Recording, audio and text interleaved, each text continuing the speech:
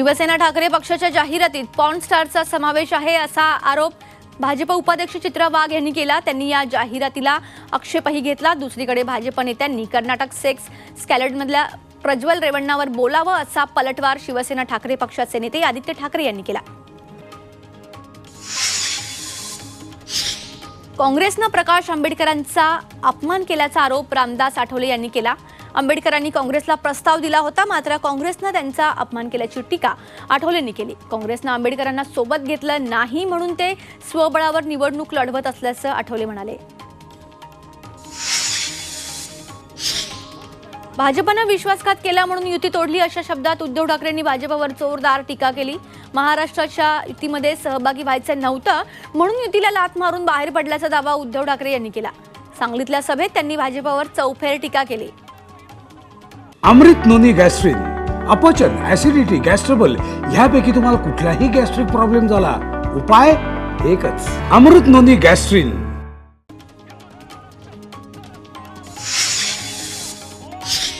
देवेंद्र फडणवीस यांच्या गौप्यस्फोटाला मुख्यमंत्री एकनाथ शिंदेंनीही दुजोरा दिलाय।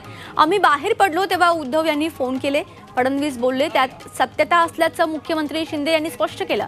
आणखीही खूप काही सांगण्यासारखं असल्याचाही दावा त्यांनी केला। भाजपसोबत येण्याचा निर्णय 3 वेळा शरद पवार यांनी फिरवला असा आणखी एक गौप्यस्फोट उपमुख्यमंत्री देवेंद्र फडणवीस यांनी केलाय। शरद पवारांनी अजित पवारांना तोंडघशी पाडलं, त्यांना विलन ठरवलं अशी टीका ही झी 24 तासच्या टू द पॉइंट या मुलाखतीत फडणवीसांनी पवारांवर केली आहे।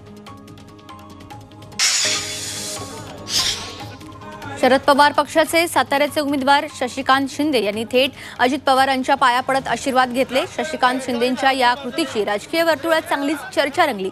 साताऱ्यातल्या एका विवाह सोहळ्यात शशिकांत शिंदे यांच्या समोर अजित पवार आले तेव्हा शशिकांत शिंदे यांनी अजित पवारांना वाकून नमस्कार केला। केंद्रीय राज्यमंत्री रामदास आठवले त्यांच्या शैलीत प्रचार सभेत रंगत आणतायत। भाजपचे माढा लोकसभेचे उमेदवार रणजित सिंह निंबाळकर यांच्या प्रचारासाठी रामदास आठवले आले होते। त्यावेळी आठवलेंनी त्यांच्या शैलीत कविता सादर केली। कवितेतून महाविकास आघाडीला आठवलेंनी टोला लगावला।